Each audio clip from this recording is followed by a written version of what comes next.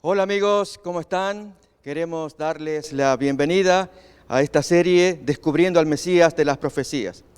Agradecemos que nos sintonicen, que estemos siempre en contacto, estudiando la palabra de Dios, intercambiando pensamientos, reflexiones, y especialmente al mirar la palabra de Dios en estos temas que examinamos, el segundo Sinaí, y especialmente a Jesús en su relación con el sábado y con la ley de Dios en general.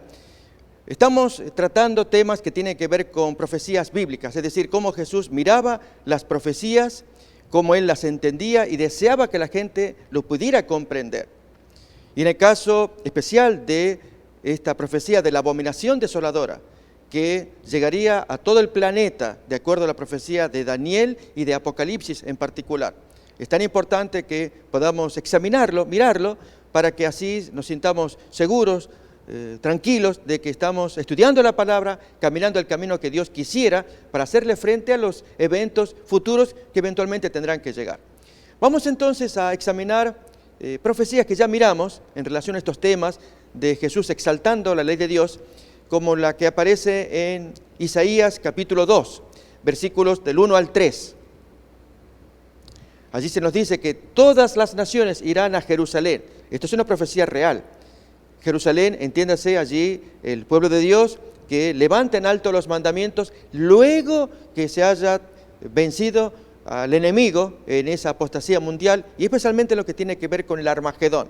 Este es otro tema que también miraremos más adelante. Esto es la embestida final que el enemigo hace contra el pueblo de Dios que levanta la ley, aquella ley que Jesús exaltó en sus días, los discípulos en los suyos, y a lo largo del tiempo exaltar la voluntad de Dios, la ley de Dios, de modo que el Señor observa desde el cielo. Y el enemigo, Satanás, que arrancó con su rebelión contra la ley de Dios, tanto en el cielo que arrastró la tercera parte de los ángeles, y luego instala la rebelión aquí en la tierra en la forma en cómo encara la voluntad de Dios ante Adán y Eva, tema que estudiamos. Y a partir de entonces lleva a la humanidad en rebelión, excepto aquella gente que le es leal al Señor. Vamos a ver entonces Isaías capítulo 2, los primeros versículos, para ver que finalmente habrá una sumisión de las naciones a la ley del Señor. Dice allí, lo que vio Isaías, hijo de Amós, acerca de Judá y de Jerusalén. Acontecerá en lo postrero de los tiempos, al final de los tiempos, y yo agregaría, después del Armagedón. Qué fascinante es estudiar estos temas de la profecía y ver cómo todo va encajando cuando miramos atentamente el plan que Dios tiene para las naciones. Acontecerá en lo postrero de los tiempos que será confirmado el monte de la casa de Jehová como cabeza de los montes, y será exaltado sobre los collados, y correrán a él todas las naciones. Y vendrán muchos pueblos y dirán, venid, subamos al monte de Jehová, a la casa del Dios de Jacob, y nos enseñará sus caminos, y caminaremos por sus sendas, porque de Sión saldrá la ley, y de Jerusalén la palabra de Jehová. Bien, esta profecía que habla de la sumisión de las naciones, tal como cuenta, podemos quizás mirar un texto que aparece en Apocalipsis. Vamos a abrir en el capítulo 22.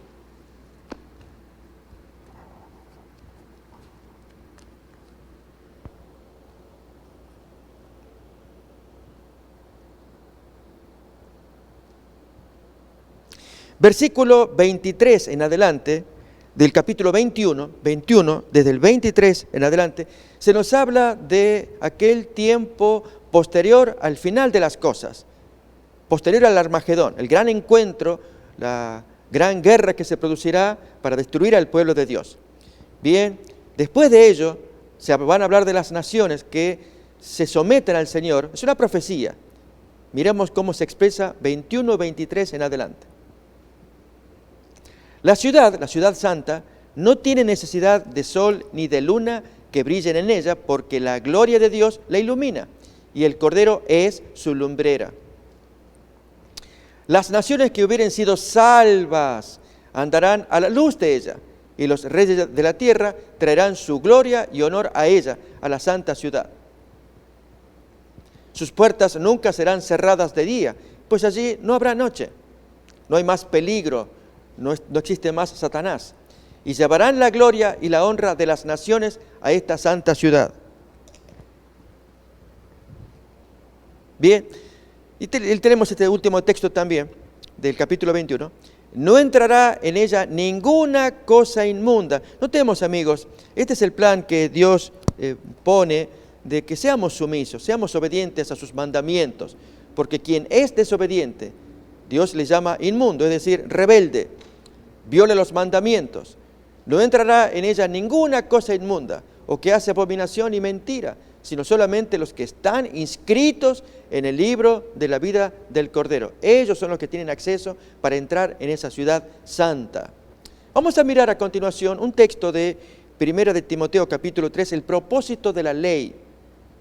Vamos a ver allí, y por qué la palabra inmundo también, que Dios no va a permitir, y por ello entonces el Armagedón, este es el gran desenlace, el intento del planeta de destruir a los creyentes. De eso trata el Armagedón, Apocalipsis capítulo 16.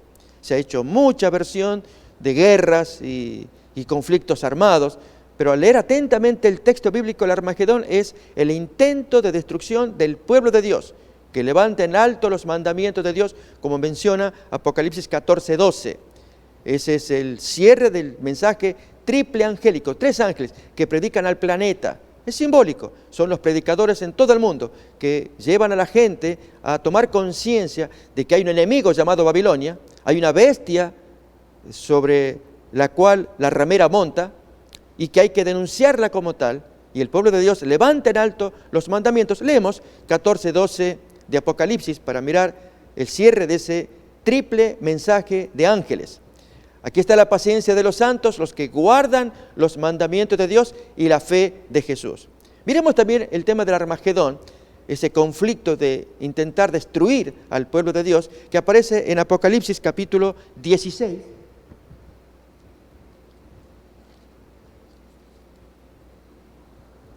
Desde el versículo 12, esto es simbólico, ya es el tiempo de las plagas. Ya no hay más misericordia, son los castigos finales, las 7 plagas finales sobre el planeta. El 6º ángel derrama su copa sobre el gran río Éufrates. Acordémonos que Babilonia está rodeada por el río Éufrates y los mensajes de los predicadores es dirigirse contra Babilonia y lo que la sostiene, que es el gran río Éufrates, y que lógicamente es simbólico, de acuerdo a Apocalipsis 17:15, que menciona que las aguas que rodean a Babilonia son naciones, pueblos, muchedumbres y lenguas. Bien, acá dice que derrama su copa sobre el gran río Éufrates, y el agua de este se secó para que estuviese preparado el camino a los reyes del oriente. Esos reyes son mencionados en el capítulo 19, es el descenso de la venida de Cristo con todos sus ángeles. Y esta figura que estamos mirando acá está basada en un hecho real, cuando el rey persa Ciro, que venía del oriente para atacar a Babilonia, hizo secar el río Éufrates. Esto cuenta Herodoto en su libro Historias. Y lo hizo secar y allí en seco pasó a sus soldados y entonces pudo tomar Babilonia y destruirla. Así también Jesús, como una figura o un cumplimiento de Ciro, también Él viene para secar el Éufrates y rescatar a los que están presos en Babilonia. Miremos cómo lo va a expresar entonces Apocalipsis 16, leamos el versículo 13, seguimos avanzando todavía. Y vi salir de la boca del dragón, de la boca de la bestia y de la boca del falso profeta 3 espíritus inmundos a manera de ranas, pues son espíritus de demonios que hacen señales y van a los reyes de la tierra en todo el mundo para reunirlos a la batalla de aquel gran día del Dios Todopoderoso, batalla que en el versículo 16 le va a dar el nombre. Miremos el 16. Y los reunió en el lugar que en hebreo se llama Armagedón. ¿Por qué decimos que esta es una lucha espiritual? No una lucha de tanque contra tanque, de nación contra nación, no. Porque en el versículo 15, allí incrustado antes del 16, Jesús claramente le dice a quienes van a ser víctimas del Armagedón, que es su pueblo, cuiden bien sus ropas espirituales, porque esto es lo que les va a dar la certeza de enfrentar airosamente, de salir victoriosamente del Armagedón. Leemos otra vez el 14, Ahí tenemos el 15 y luego el 16. Vamos a ver la progresión de esta gran lucha que espera el pueblo de Dios al final del tiempo. Pues son espíritus de demonios que hacen señales y van a los reyes de la tierra en todo el mundo para reunirlos a la batalla de aquel gran día del Dios Todopoderoso. Y el consejo que Jesús da a sus hijos antes del Armagedón. He aquí yo vengo como ladrón. Bienaventurado el que vela y guarda sus ropas blancas, para que no ande desnudo y vean su vergüenza. Es decir, cuiden sus ropas espirituales. Y entonces sí cae el Armagedón. A continuación, siguiente versículo. Y los reunió en el lugar que en hebreo se llama Armagedón. Amigos, vamos a estudiar esto más adelante. Solamente quiero anticipar que allí aparece la hueste de enemigos atacando al pueblo de Dios que levantó en alto la ley de Dios. Dijimos, levantan en alto cuando dicen, aquí está la paciencia de los santos, los que guardan los mandamientos de Dios y la fe de Jesús. En eso consiste entonces el poder de estos santos que pelean contra toda la hueste de, ahí leíamos, reyes de la tierra, los moradores, los 3 espíritus inmundos a modo de ranas, habla de Satanás, de la bestia, del falso profeta, en fin, todos los poderes unidos, coligados, que están en un plan que es destruir a este reducto que es el último que queda, destruyendo el cual Satanás tiene posesión del planeta. ¿Por qué? Porque estos son los que se oponen a Satanás levantando la ley de Dios. Noten ahora en 1 de Timoteo capítulo 1 cómo Dios se refiere a toda esta gente, los enemigos de Dios, violadores de la ley. 1 de Timoteo capítulo 1, desde el versículo 8 en adelante, miremos lo que dice. Pero sabemos que la ley es buena si uno la usa legítimamente. Conociendo esto, que la ley no fue dada para el justo, sino para los transgresores y desobedientes, para los impíos y pecadores, para los irreverentes y profanos, para los parricidas y matricidas, para los homicidas, para los fornicarios, para los sodomitas, para los secuestradores, para los mentirosos y perjuros, y para cuanto se oponga a la sana doctrina. Notamos, la ley de Dios es dada contra esa gente para que tomen conciencia de la situación en que están perdidos, la ley es un estándar muy alto, es la voluntad de Dios. Perdidos solamente que pueden ser rescatados si tan solamente se humillan, se inclinan y piden la mano auxiliadora de Jesús que los rescata de su naturaleza mala para que entonces puedan ser salvos y formar parte del otro grupo que es el que defiende los 10 mandamientos, la ley de Dios. Pero mucha gente que ama el pecado, ama la fornicación, ama la mentira, ama el engaño, ama el robo, etcétera, etcétera. Entonces, si ellos aman el pecado, ¿cómo pueden anhelar ser transformados, ser cambiados? Es una situación muy triste y por la cual debiéramos orar tanto, especialmente cuando tenemos seres amados que están en esa condición. ¿Cuántos hay que amamos a nuestro querido ser amado? Nuestro hijo, nuestro cónyuge, nuestro padre, nuestro primo, nuestros parientes, que quisiéramos que cambien su conducta. Y ellos no quieren seguir con lo suyo. Y lógicamente van a heredar el castigo. Demos un simple ejemplo. Yo estaba leyendo allí un poquito la cronología de Ramón Valdés, famoso personaje del Chavo. Y el hombre muy querido, muy simpático, muy agradable, a todos nos agrada. Pero él no quiso soltar un problema personal, que fue el cigarrillo. Y si bien murió ya mayor, el hombre, muy, muy grande, anciano ya, no obstante, podría haber vivido o un poco más, o al menos tener la bendición de que por haber abandonado el cigarrillo, porque fue lo que finalmente lo llevó a la tumba, no lo quiso hacer, aunque los médicos le decían que dejara el cigarrillo, no lo quiso hacer. Así, amigos, pasa con muchos de nosotros, que no queremos soltar algo que nos daña y que es pecaminoso, y que Dios va a juzgar. ¿Quiénes somos para juzgar nosotros? Nadie juzga, es el Dios el que juzga, pero tenemos que enseñarnos, amonestarnos mutuamente.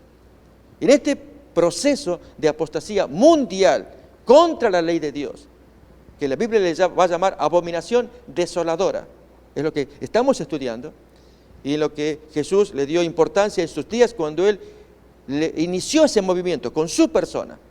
Cuando Él dijo en Mateo 5, 17, no penséis que yo vengo a atacar, a abrogar la ley. La gente podía creer que Él con su mensaje estaba cambiando a Moisés, dejando de lado a Moisés. No, no penséis que he venido para abrogar la ley o los profetas, o anular la Biblia. Yo no vengo para anular, vengo para cumplir, para darle pleno cumplimiento, plenitud a la enseñanza que dio Moisés. Si Moisés dijo tal cosa, yo la voy a llevar a cabo. En lugar de oponerse a Moisés, a las leyes de Moisés. Lo que hizo Jesús fue oponerse a las leyes de los hombres que obstaculizaban a Moisés. Es el caso de, vamos a mirar un ejemplo, en Marcos capítulo 7. Jesús muestra la contradicción entre la ley de Moisés, es decir, es la ley de Dios que le da a Moisés y quedó como nombre ley de Moisés. Vamos a tomarlo como tal. Y entonces las leyes de los hombres se las ingenian para obstaculizar la ley de Dios y entonces Dios se fastidia. Lo demuestra Jesús en Marcos capítulo 7. Vamos a leer texto que lo hemos estudiado un sinnúmero de veces, pero para reafirmar el principio de que Jesús es el que inicia el movimiento de levantar en alto la ley de Dios, hundir las leyes humanas, prescripciones, inventos, tradiciones humanas que obstaculizan la ley de Dios. Y ese movimiento que hace Jesús lo siguen los discípulos, los 10 mandamientos, y hasta el final del tiempo, ya cuando el pueblo de Dios, poco antes de la venida de Cristo, tienen que levantar los 10 mandamientos. Allí la apostasía universal o abominación desoladora se opone, y ya miramos que la ley de Dios, como decía primera de Timoteo, capítulo 1, la ley de Dios no fue dada para el justo, fue dada para el pecador. Y allí enumera los tipos de personas, y muchos de ellos podrían cambiar si quisieran, no ser más homicidas, matricidas o patricidas, no ser más sodomitas o fornicarios, no ser más perjuros, etcétera. Ahí se menciona, si quisieran. Pero es aquí que la ley de Dios sigue adelante hasta que va a triunfar y con ella todos los que creyeron, la amaron, que lucharon contra sus propias pasiones. Nadie es ángel.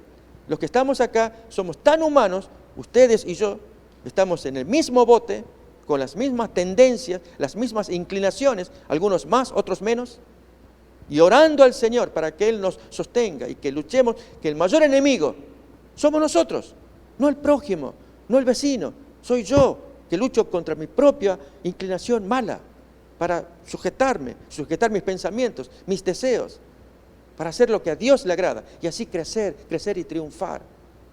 Bien, este plan que inicia Jesús sigue así adelante a lo largo de los siglos, con creyentes que levantan en alto los mandamientos de Dios hasta que el colapso final, el Armagedón, que es la muestra de todos los poderes unidos de la tierra para aplastar a esta gente. Y el consejo que Jesús da, que hemos leído en Apocalipsis 16:15, tú guarda tus ropas. Jesús está de camino, los reyes del oriente están bajando. Esto es Apocalipsis 19. Allí el verbo de Dios tiene en un caballo blanco, dice allí el símbolo, y huestes de ángeles que le acompañan. Mientras baja, allí el Armagedón en la tierra es el intento de destrucción del pueblo de Dios que levantó en alto los mandamientos. Miremos entonces a continuación cómo Jesús vindica la ley de Dios, pero aplasta las leyes humanas o tradiciones de los judíos de aquel tiempo. Esto aparece en Marcos capítulo 7. Vamos a leer los 4 primeros versículos y luego entonces el versículo 9 en adelante. Miremos. Se juntaron a Jesús los fariseos y algunos de los escribas que habían venido de Jerusalén, los cuales, viendo a algunos de los discípulos de Jesús comer pan con manos inmundas, esto es, no lavadas, los condenaban. Porque los fariseos y todos los judíos, aferrándose a la tradición de los ancianos, si muchas veces no se lavan las manos, no comen. Y volviendo de la plaza, si no se lavan, no comen. Y otras muchas cosas hay que tomaron para guardar, como los lavamientos de los vasos de beber y de los jarros y de los utensilios de metal y de los lechos. Miremos todavía el versículo 5. Ya que le increpan a Jesús, Jesús se las devuelve con estas palabras. O ellos pronuncian la queja. ¿Por qué tus discípulos no andan conforme a la tradición de los ancianos, sino que comen pan con manos inmundas? Él responde: hipócritas, bien profetizó de vosotros Isaías, como dice en Isaías: este pueblo de labios me honra, pero su corazón está lejos de mí. Pues en vano me honran, enseñando como doctrinas inventos humanos, mandamientos de hombres. Porque dejando el mandamiento de Dios, os aferráis a la tradición de los hombres, lavamiento de jarros, lavamiento de vasos de beber, y hacéis otras muchas cosas semejantes. Y veremos el 9 entonces. Bien invalidáis el mandamiento de Dios para guardar vuestra tradición, y va a dar a continuación un ejemplo, una prueba. Porque Moisés dijo: esto es ley de Dios, honra a tu padre y a tu madre, y este es el castigo por violar la ley. Acordémonos que todo mandamiento de Dios en el Antiguo Testamento lleva también su penalidad. Y hay quienes critican diciendo: si ustedes defienden el sábado, entonces también promuevan el castigo por violar el sábado, como cuentan los libros allí del Antiguo Testamento, de aquel individuo que recogió leña en sábado y fue apedrado. ¿Ustedes acaso lo apedrean también? Si tomamos esa postura, ignorando que las penas o castigos de las violaciones, Cristo las pagó, el mandamiento sigue en pie. Ejemplo es este mismo mandamiento: honra a tu padre y a tu madre. Si alguien viola el mandamiento, deshonra a su padre, ¿acaso lo vamos a apedrear? No, la sociedad no lo permitiría. A lo sumo puede ir a la cárcel, si es que va. Pero el castigo ya Jesús lo pagó en la cruz, pero el mandamiento sigue con toda su fuerza. Y si el individuo no se arrepiente, el castigo caerá sobre él también. Así ocurre con todos los otros mandamientos. Todos llevan penalidad. O aún Jesús cuando dijo: oíste que fue dicho, no matarás. Pero yo te digo, te enojas contra tu hermano, ya es culpable. ¿Qué hacemos cuando nos enojamos con el hermano? O le decimos estúpido, porque nos ganó la ira.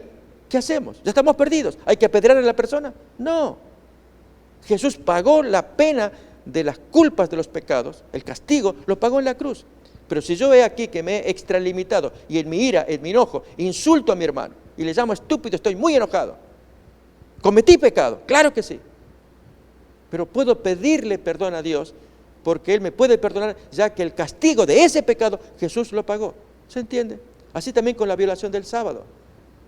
Si el Señor pide que guardemos el sábado y alguien lo viola, Dios le pide que el individuo reconozca la falta, que pida perdón, Dios lo rehabilita, pero el castigo por esa violación Jesús la pagó. Miremos entonces ahora en el versículo 7:10, estamos mirando el ejemplo que Jesús trae del mandamiento de Moisés, el quinto mandamiento del Decálogo y su correspondiente castigo.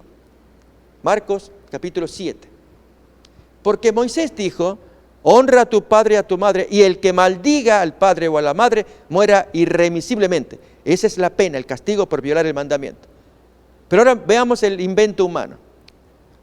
Pero vosotros decís: basta que un hombre diga al papá, a la mamá, es corbán, palabra hebrea que significa ofrenda, todo aquello con que me gustaría ayudarte, papi, pero lamentablemente lo que tú me estás pidiendo, sea lo que fuera que el padre le pidiera alguna bendición al hijo.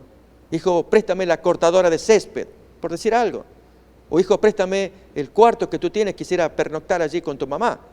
O préstame la frazada, la cobija, lo que fuera. Y el hijo que le responda: papi, ¿cómo me gustaría darte? Pero esto es corbán, es una ofrenda que ya he dedicado al Señor.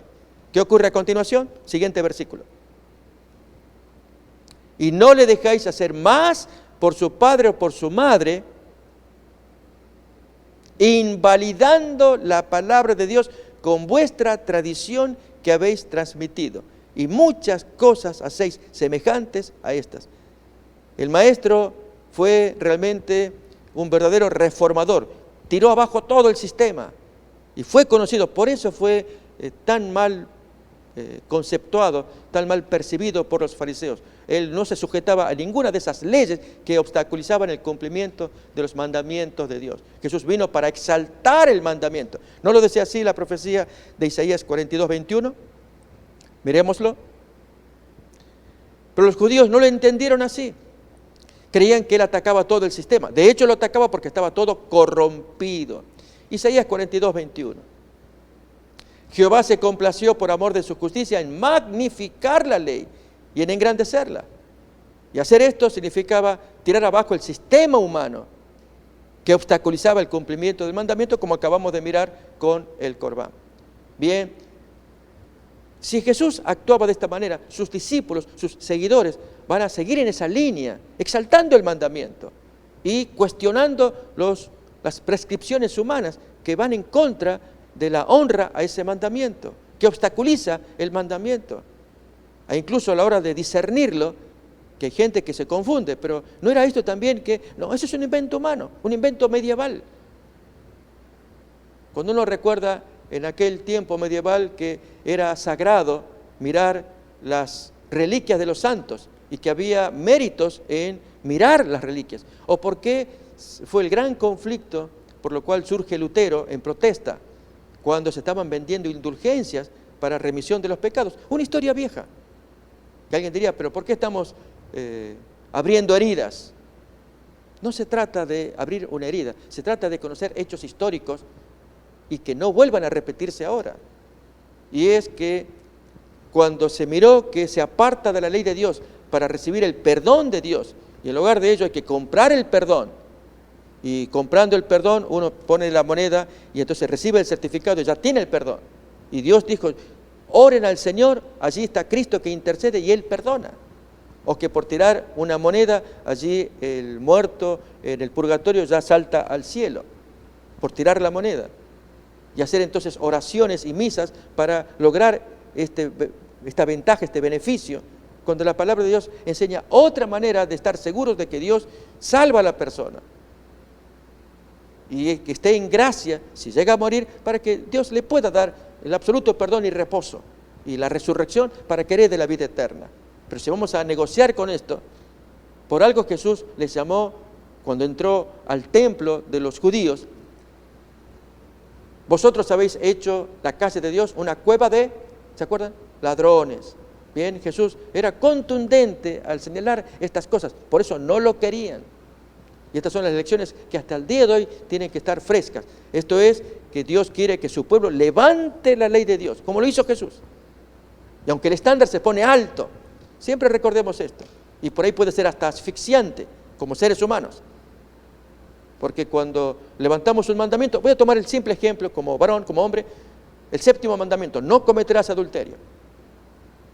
Y el varón que escucha esto y para colmo como Jesús aprieta el mandamiento, porque si miras a una mujer para codiciarla, ya lo has transgredido. Así que córtate la mano, sácate los ojos. ¿Se acuerdan? Mateo capítulo 5, versículo 27-28.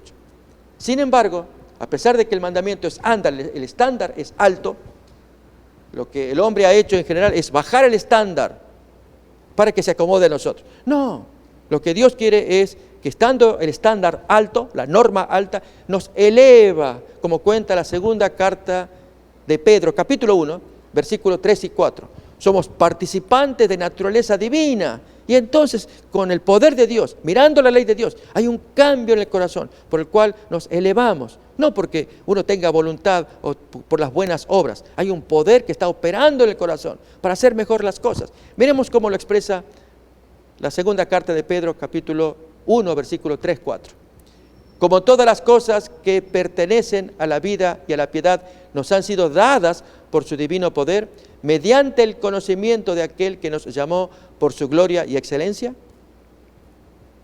por medio de las cuales nos ha dado preciosas y grandísimas promesas, para que por ellas llegaseis a ser participantes de la naturaleza divina, habiendo huido de la corrupción que hay en el mundo a causa de la concupiscencia. Al participar de esa naturaleza, hay algo adentro, en el interior, que va cambiando, tal como Jesús se lo dijo a Nicodemo en Juan capítulo 3, cuando le dijo, tú tienes que nacer de nuevo. Y Nicodemo que pregunta, ¿y esto cómo es? ¿Cómo un hombre viejo puede nacer de nuevo? Y Jesús le aclara, tú tienes que nacer de agua y del Espíritu, para que entonces puedas heredar al cielo. Y entonces Jesús aclara lo que es el nacimiento del Espíritu. El del agua es fácil de imaginar, es el bautismo por inmersión, pero el del Espíritu. Entonces Jesús saca el ejemplo. Vamos a leerlo en Juan capítulo 3.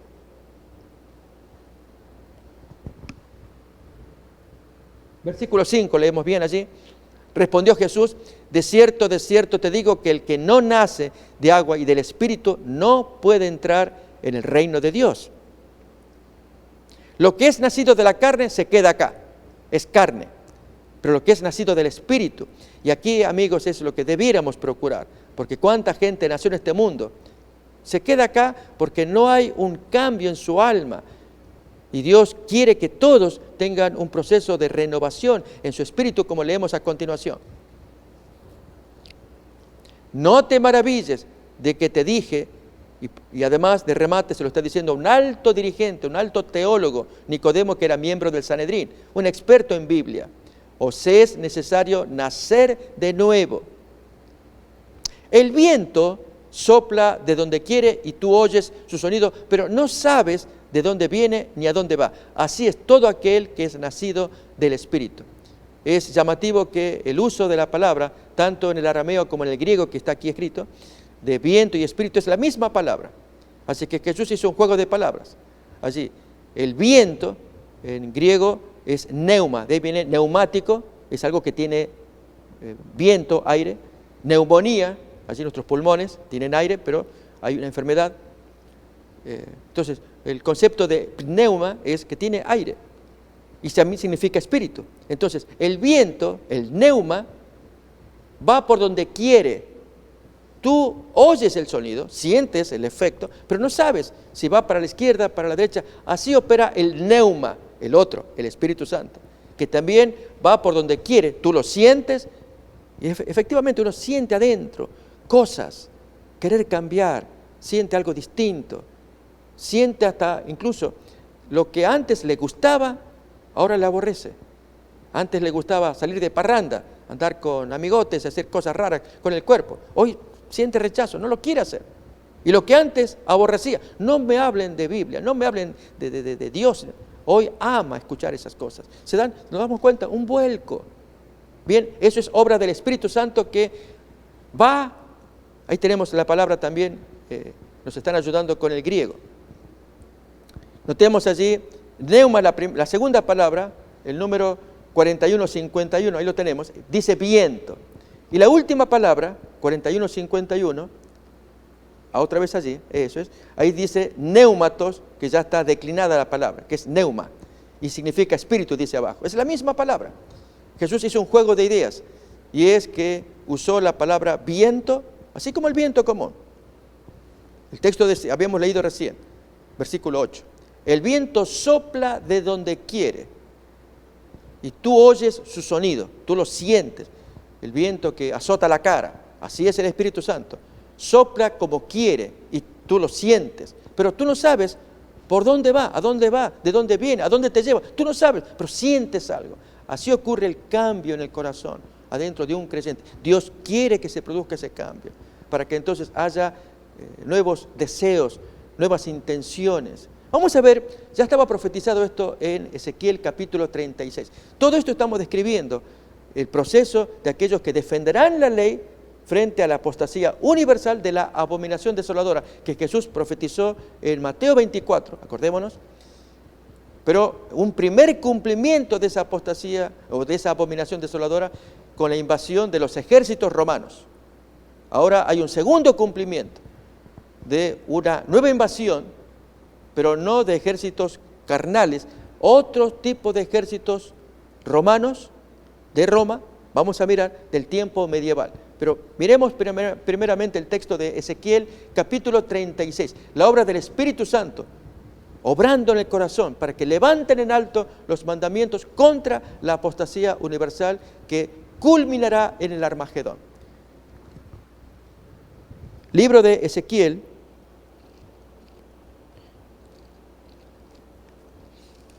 capítulo 36,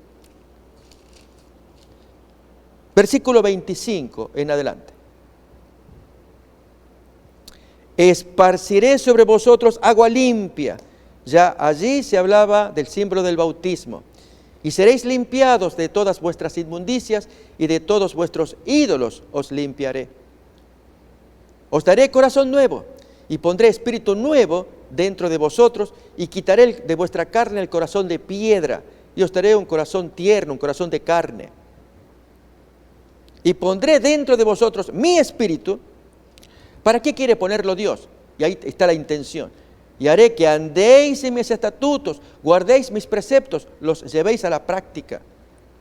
¿Notamos? Este es el propósito de Dios. Hace una transformación en el alma por obra del Espíritu Santo, nos limpia con agua para que entonces con esa transformación podamos cumplir los mandamientos. Y en el caso de la última generación en la cual estamos entrando todos aquí en el planeta, porque creemos que Jesús viene pronto con tantas señales que se están produciendo. Allí saldrán los campeones de diferentes partes, en todo el mundo, que defienden la ley de Dios. Y a la vez los opuestos, aquellos que en rebelión absoluta contra la voluntad de Dios son arrastrados para luchar contra ellos. Vamos pues entonces a mirar en libro de Daniel, capítulo 7, ya la profecía que hablaba de esta apostasía, de esta negación de la ley de Dios, y que se va a verificar ya en tiempo medieval. Esto tiene que ver con profecías de tiempo, que ya miraremos en su momento, pero recordemos que el propósito de estas lecciones que estamos escuchando es ver en Jesús primeramente. Recordemos para que tengamos idea de lo que estamos escuchando. Él tiene claro como cumplimiento del mesiasgo la profecía. Él es el cumplimiento de la profecía.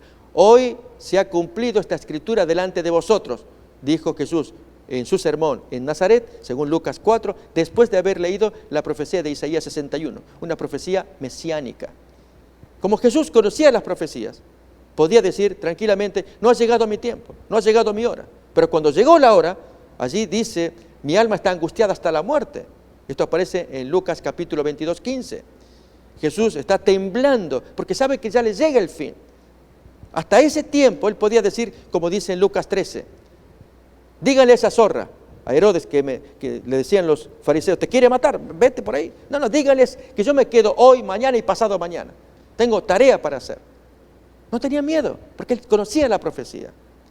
Bien, Jesús, que la conoce, menciona esta profecía de la abominación desoladora en Mateo 24, que ya estudiamos, versículo 15, donde se habla de una invasión de ejércitos romanos, una abominación, porque ellos son personas que están en contra de la ley de Dios, contra su pueblo, aunque los judíos cada vez van para abajo, pero es el pueblo de Dios. Y entonces esa abominación desoladora va a atacar al pueblo de Dios. Pero un segundo cumplimiento de esa abominación desoladora, según Daniel 11:31, que ya miramos, eso tiene que ver con tiempos medievales, porque se da tiempo allí en Daniel 12:11, que dice, y durará por 1290 días. Y entonces al estudiar esos tiempos, que lo haremos más adelante, solamente permítanos seguir con el argumento. Es que hay dos cumplimientos de la abominación desoladora. Jesús se refirió al primero y Daniel 11:31 se refiere a un segundo cumplimiento. Este segundo cumplimiento es el que va llevando en apostasía, en rebelión contra la ley de Dios, hasta el clímax del Armagedón. Y los santos que heredan de Jesús su lealtad al mandamiento, sabiendo que lo ponen en alto, pero que también ellos mismos son aplastados por la exigencia de la ley de Dios. Nadie es ángel, nadie está por encima de la ley, todos estamos iguales. El mismo mandamiento que dice, no cometas adulterio al otro, me lo dice a mí. Y si dice, no insultes a tu hermano, me lo dice a mí. Los mismos mandamientos, es la misma orden. La única diferencia es que, primero, hay un poder de Dios, nueva naturaleza que está operando para luchar, y uno siente en la conciencia, como decía Jesús a Nicodemo, tú sientes el viento, pero no sabes de dónde viene o a dónde va, pero tú lo sientes. Así el Espíritu Santo que opera, y uno va modificando su conducta, luchando contra el principal enemigo, que somos nosotros, contra nuestras inclinaciones y pasiones personales. Mientras vamos creciendo, allí entonces se arma poder para decir las cosas. Pero si cometemos pecado, ya lo dice Primera de Juan capítulo 2, 1, un texto precioso que compartimos. No hay que desesperar. El Señor a esos hijos, si cometen pecado, Dios les puede perdonar. Miremos cómo lo expresa la primera carta de Juan capítulo 2, 1. Hijitos míos, estas cosas os escribo para que no pequéis. Pero si alguno hubiere pecado, abogado tenemos para con el Padre a Jesucristo el justo. Versículo 2. Y Él es la propiciación o la expiación o la purgación por nuestros pecados. Y no solamente por los nuestros, también por los de todo el mundo. Dios puede perdonar a todos, pero que nadie baje el estándar de la ley. Súbanlo en alto. Y cuando uno se descubre pecador, rápidamente recurra a la sanación. Pídale a Dios. Hay un intercesor. Hay un continuo intercesor y no una abominación desoladora que cambió por vírgenes y santos, como hemos comentado en la emisión anterior. Y eso es lo que a Dios ofendió. De eso trata el gran conflicto al cual estamos llegando con el clímax del Armagedón.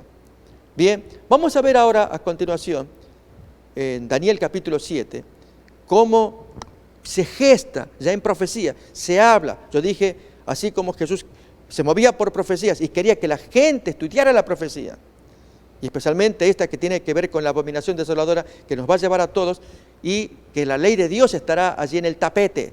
Esa es la voluntad de Dios, y que incluye el sábado. Este es otro tema u otro concepto importante de poner. Es todo un paquete, desde el primero al 10º mandamiento. Así fue como Jesús lo enseñó.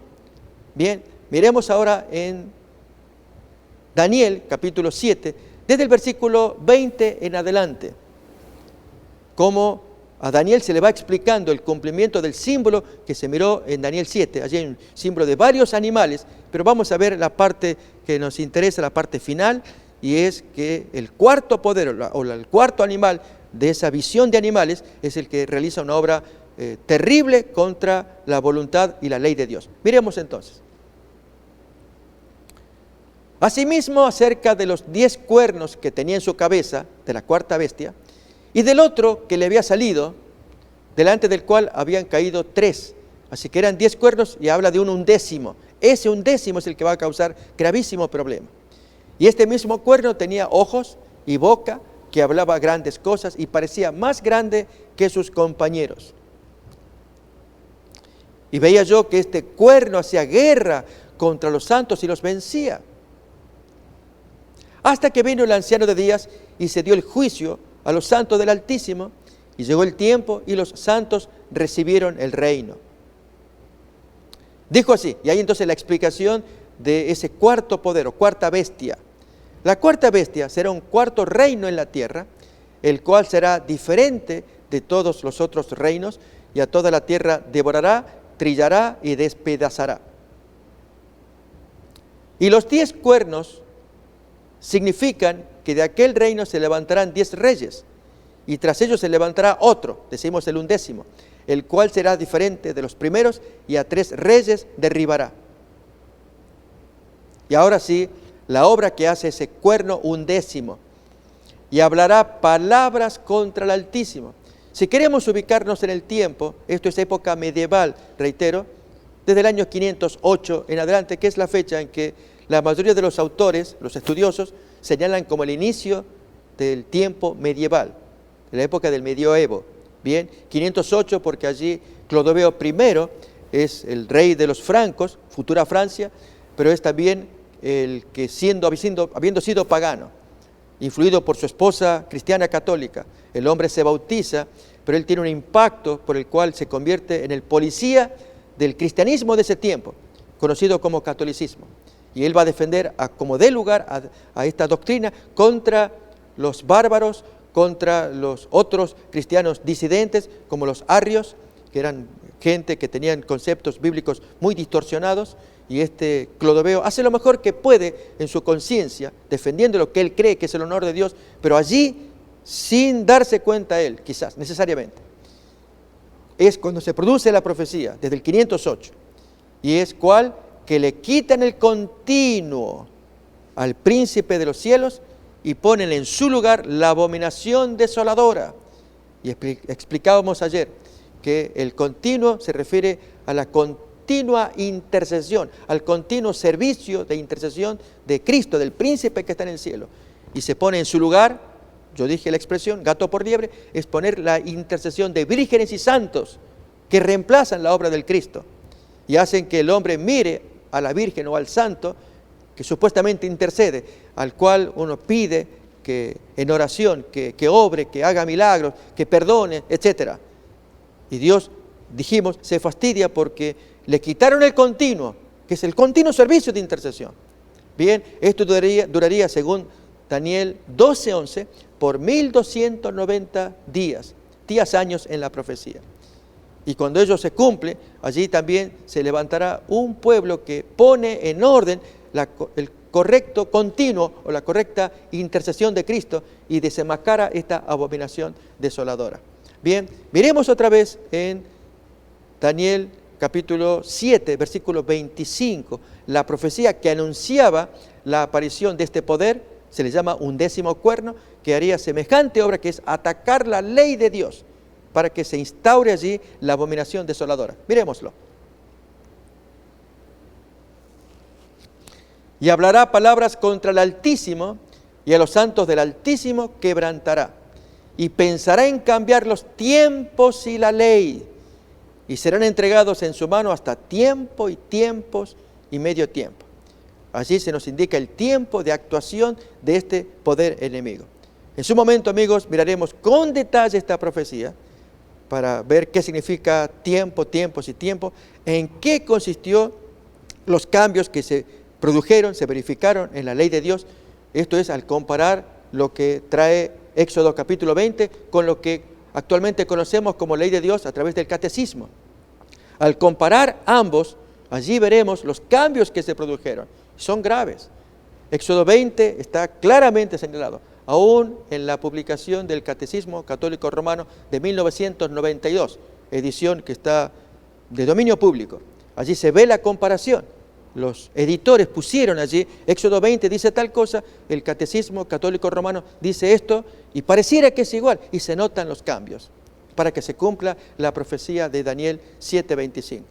Bien, esto que nos ayude a ver que había una profecía que indicaría que estas cosas ocurrirían, pero especialmente la aparición de la segunda aplicación de la abominación desoladora. Acordémonos, vamos a repasar nuevamente Mateo capítulo 24, versículo 15. Jesús ya había anticipado la aparición de la abominación desoladora en su primer cumplimiento con la invasión de los ejércitos romanos con Sestio Galo, que llega a Jerusalén. Le fue mal a este señor, los judíos tomaron victoria, pero se envalentonaron tanto en el año 66 que coparon Jerusalén y nunca más nadie pudo salir hasta su perdición durante 4 años, hasta que vinieron los ejércitos de Vespasiano, luego Tito, y destruyó totalmente Jerusalén. Bien, miremoslo cómo lo expresa Mateo 24, 15 en adelante. Por tanto, esto dijo Jesús, cuando veáis en el lugar santo, esto es Jerusalén, la abominación desoladora de la que habló el profeta Daniel, el que lee, que entienda. Entonces, los que estén en Judea huyan a los montes. Y esto ocurrió en el mes de octubre, noviembre, particularmente del año 66, cuando pudieron escapar los cristianos, pero escuchando la advertencia de Jesús, oren para no hacerlo en sábado. ¿Por qué? Porque de las 2 invasiones o sitios que hizo Sestio Galo, él hizo 2. En la primera, él se acercó y los judíos rebeldes lo atacaron en sábado. Y fue confusión. Sestio Galo no esperaba esa reacción de los judíos. Judíos belicosos, judíos ortodoxos, no cristianos, lógicamente, atacaron y los cristianos podían haberse escapado según la orden de Jesús. Cuando vean que está rodeada Jerusalén, huyan. Pero luego va a aclarar, no lo hagan en sábado. ¿Por qué? Porque Jesús ya podía ver con el tiempo.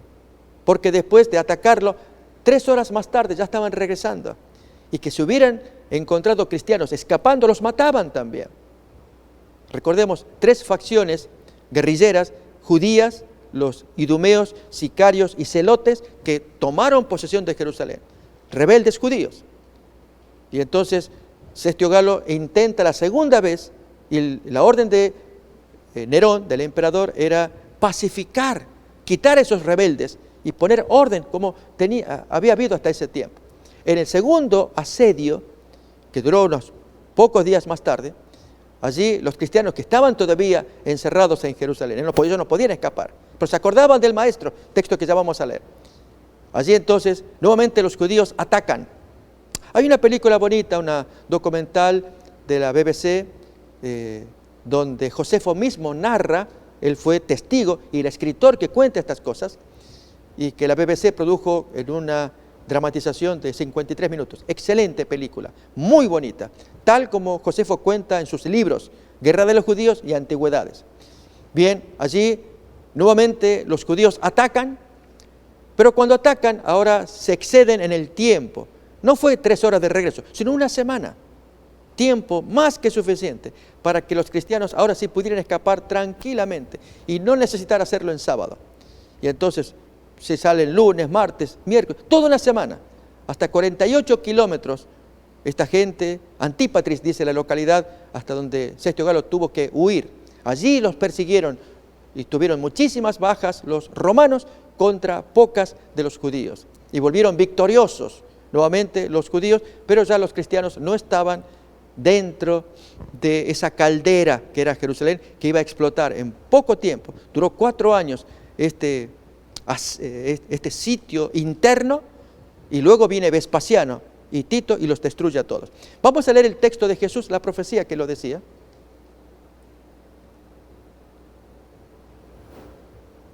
Entonces los que estén en Judea huyan a los montes. El que esté en la azotea no descienda para tomar algo de su casa. Y el que esté en el campo no vuelva atrás para tomar su capa. Mas hay de las que estén encintas y de las que críen en aquellos días.